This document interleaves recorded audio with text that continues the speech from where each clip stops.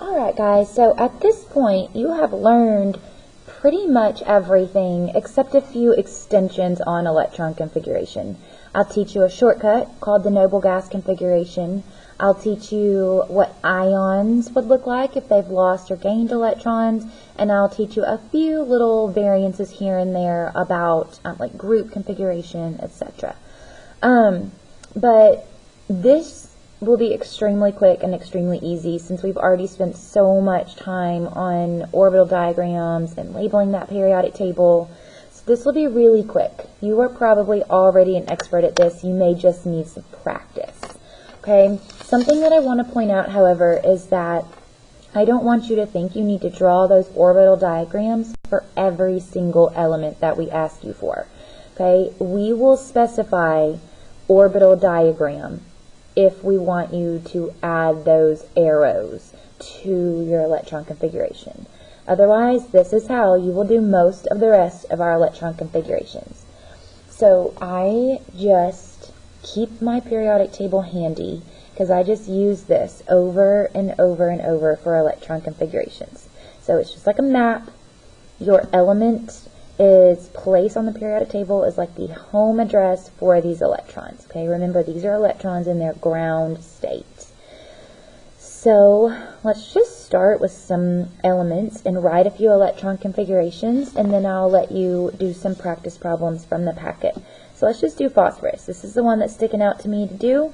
Let's try them out.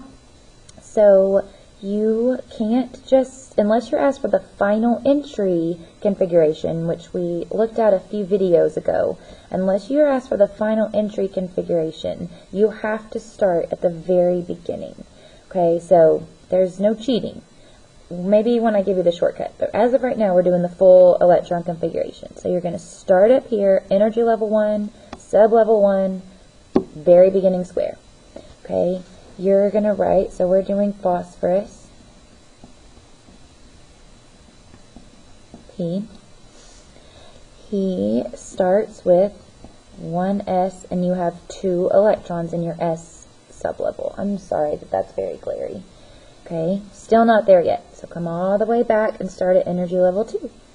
2s2. Okay, keep going. Don't dip down or anything to try to catch your D. That comes in on period 4. Okay, so 2s2, keep going. 2p6.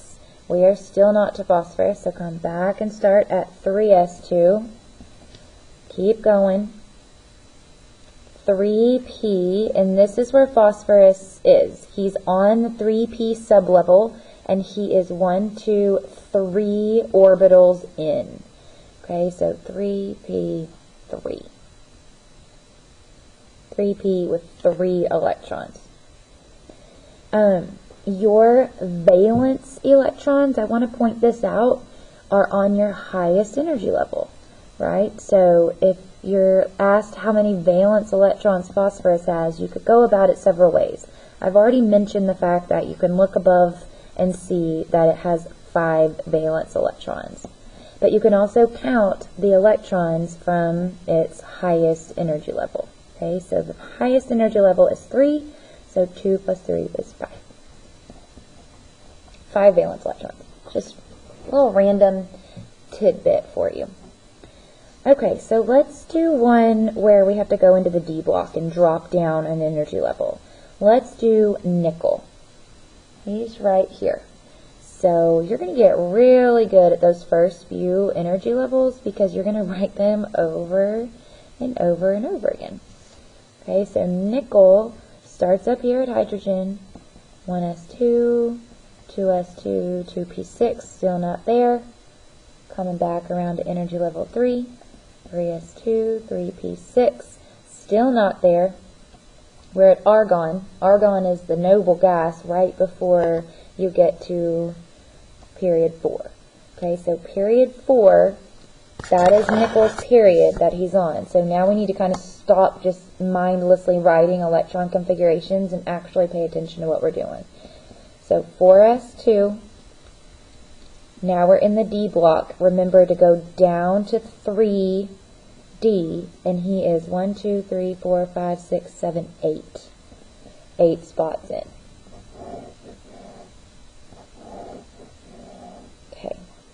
So technically, if I were to ask you how many valence electrons this particular element would have, you would look for your highest energy level, which is 4. It's not always your last final entry that you wrote, right? Because you drop back down to 3.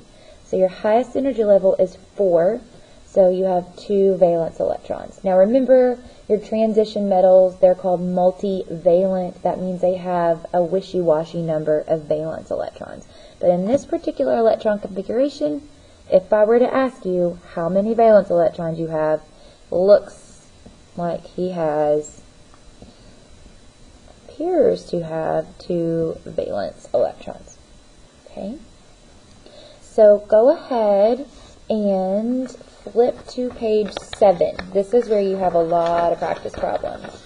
On page 7, try numbers 1 through 6. The key will be on its learning at some point, if it's not already. But if you run into any problems, of course, come ask me.